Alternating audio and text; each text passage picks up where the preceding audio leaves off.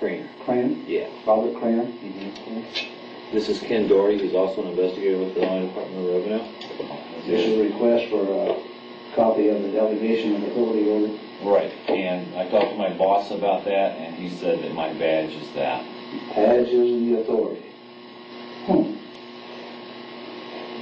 I thought it had to be in writing. The last question that the defense asked him was, did you write any of this down?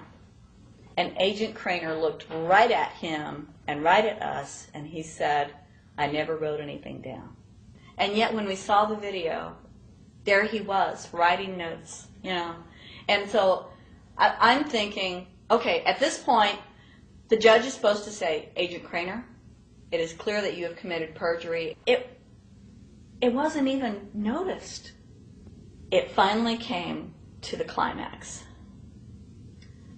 Mr. Harrell looked right at the prosecutor, and he said, I will tell you the same thing I have told over and over again to government officials.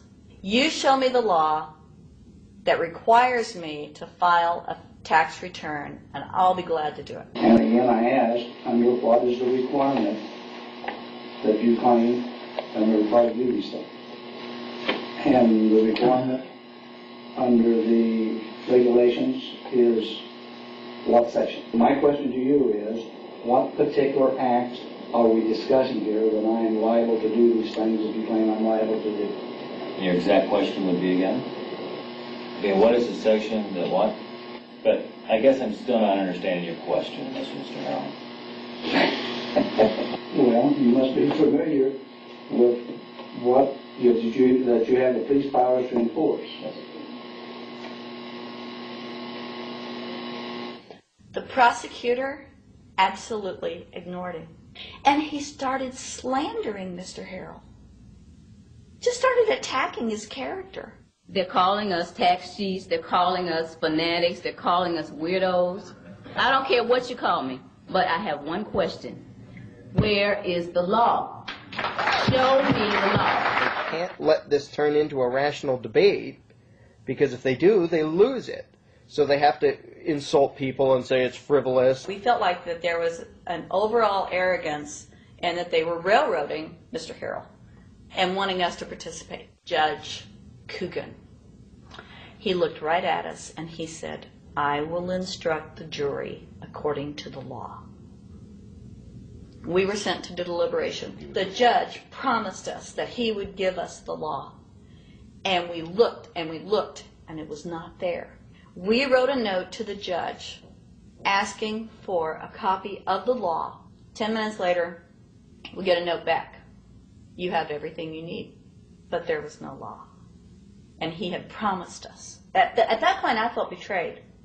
I felt like this man promised us the law, and that's what this whole thing is about, the law. We request it, and he still denies us the law. And the reason they didn't do it was why? Because there is no law. Remember, we're talking about the Illinois state law here, okay, which is a law in Illinois.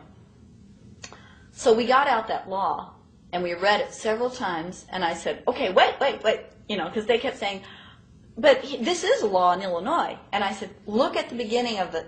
It says, anyone required to file a federal income tax return is required to file an Illinois tax return. I said, if it is true that he's not required to file a federal return, then that nullifies the Illinois law. Two people, they kept saying, but he's going to get by with it. And I said, what is he getting by with but his rights? If there is no law, he's not breaking a law. He's just standing on his rights. Are we going to deny him that? That's when this one juror sat back and kind of rolled his eyes and he said, you mean we don't have to pay taxes?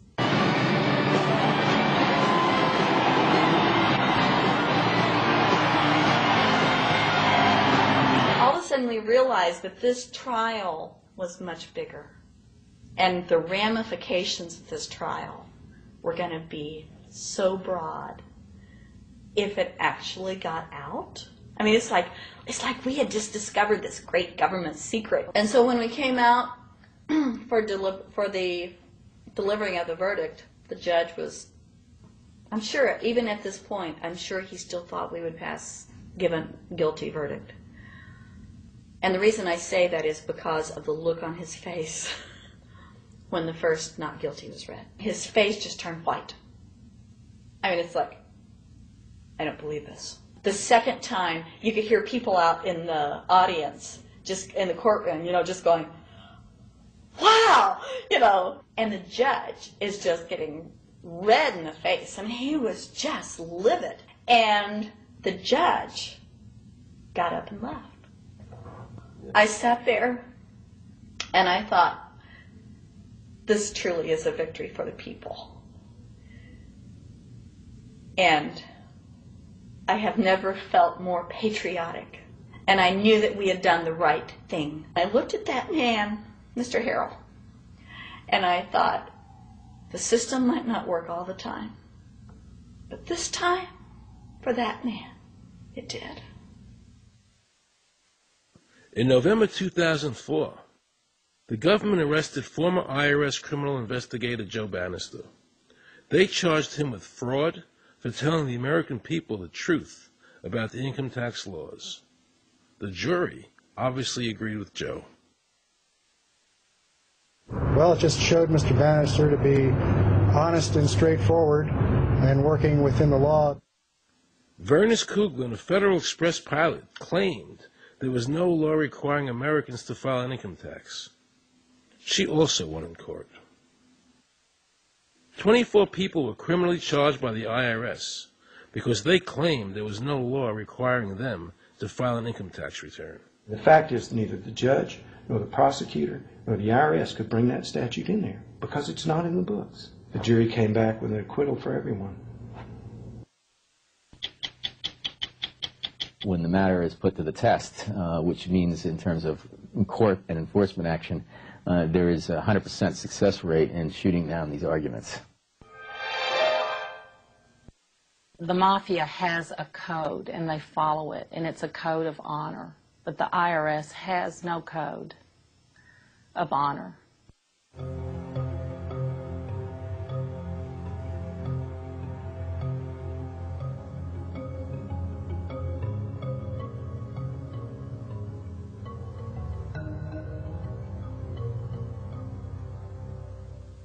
Meet Judge Dawson, a federal judge presiding over the Irwin Schiff tax case, who denied Irwin the ability to prove to a jury that there was no law requiring Americans to file an income tax return. He denied Irwin the right to prove to a jury there was no law by stating, "I will not allow the law in my courtroom." But the judge made sure the government never had to show the law as written by telling the jury, "You must follow the law as I give it to you." Nobody can know what the law is, because the law is what the judges say the law is. The lower courts today will not allow people, especially in tax cases, to bring in Supreme Court decisions as their evidence.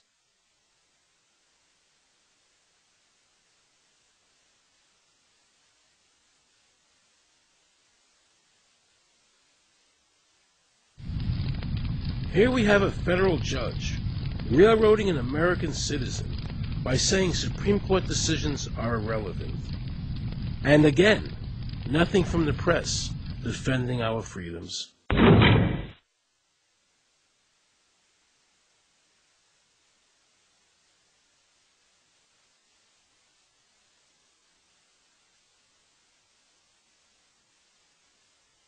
So if you ever find yourself as a juror on a tax case, be sure to ask the judge to show you the statute written by Congress that allows the government to tax the wages of the American people.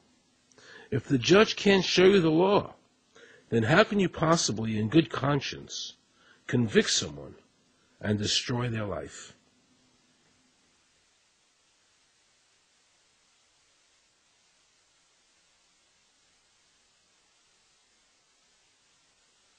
Let's see how the IRS treated one of America's greatest heroes,